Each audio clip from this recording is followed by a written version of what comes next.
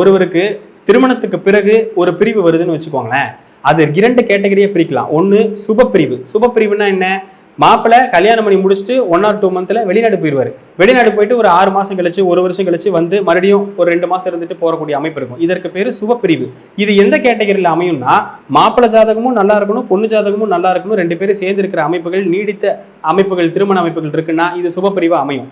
இல்ல அம்மா வீட்டுல சண்டை போட்டு போய் உட்கார்றது 1 வருஷம், இல்ல எனக்கு டைவர்ஸ் கொடுத்துருங்கன்னு இந்த மாதிரி பிரிவுகள் வருதுன்னா அது அசுப பிரிவு அப்படின்றத சொல்லலாம். இதுக்கு பேரு தான் ஜாதகம் பொருந்தாம இருத்தல் அப்படின்றது பேரு. அப்போ 7ஆம் இடம் ஒருத்தருக்கு கெட்டு போயிருந்தது அப்படின்னா இது மாதிரியான விஷயங்கள்லாம் நடக்கும். பிரிவினுகள் நிரந்தர பிரிவு அமைப்புகளை சொல்லக்கூடியது, ஒருத்தருக்கு நாகதோஷம் இருந்து இன்னொருத்தருக்கு இல்லாம இருக்கிறது, ஒருத்தருக்கு தாரதோஷம் இருந்து அவரு 11ஆம் அதிபதி பலமா இருந்து 2வது திருமணத்துக்கு போகக்கூடிய அமைப்பு, இதெல்லாமே நீடித்த ஒரு கசப்பான பிரிவுகள் அப்படின்றத நம்ம சொல்ல முடியும்.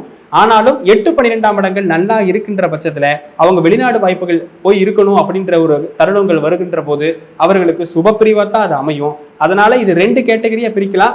இதை இண்டிவிஜுவல் ஹாரோஸ்கோப் உங்க தனிப்பட்ட ஜாதகத்துல எது மாதிரி அமைப்பு இருக்குன்றதை பார்த்து இதை நீங்க முடிவு பண்ணிக்க முடியும் அப்படிங்கிறத இதை நான் தெரிவிச்சுக்கிறேன். நன்றி.